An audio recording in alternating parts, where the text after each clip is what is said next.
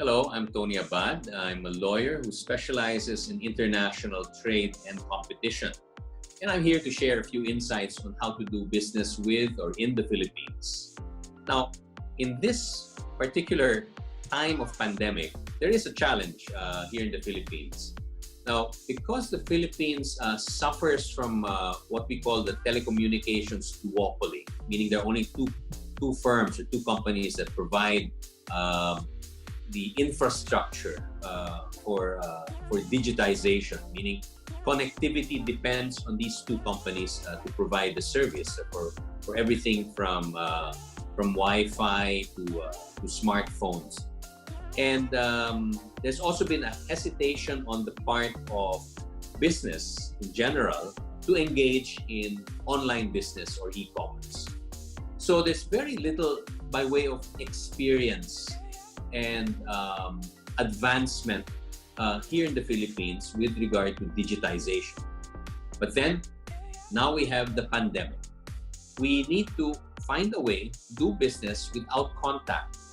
Wholesale, retail, food, clothing, and medicine, everything has to be able to be transacted online and delivered in an expeditious manner. And the only way you can do this is making sure that infrastructure for online transactions is very strong.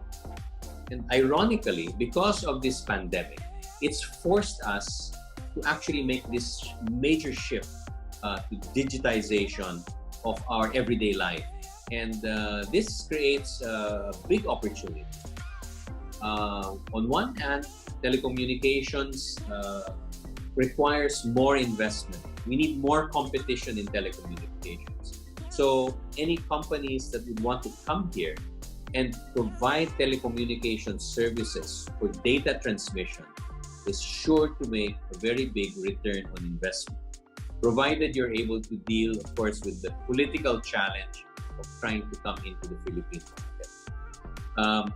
And then all the ancillary services, all the downstream services with regard to digitization of business, e-commerce, and just digitizing everything that we do.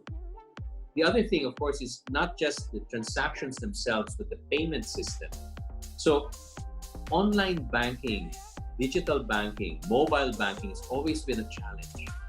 There's so much bureaucracy behind it at the banks. The banks have been very hesitant to actually provide good service when it comes to online banking.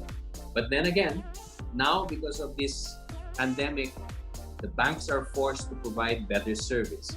And so any online payment service, anything that is in this realm of fintech will provide for an opportunity for anyone who wants to get in it and make a big return on investment.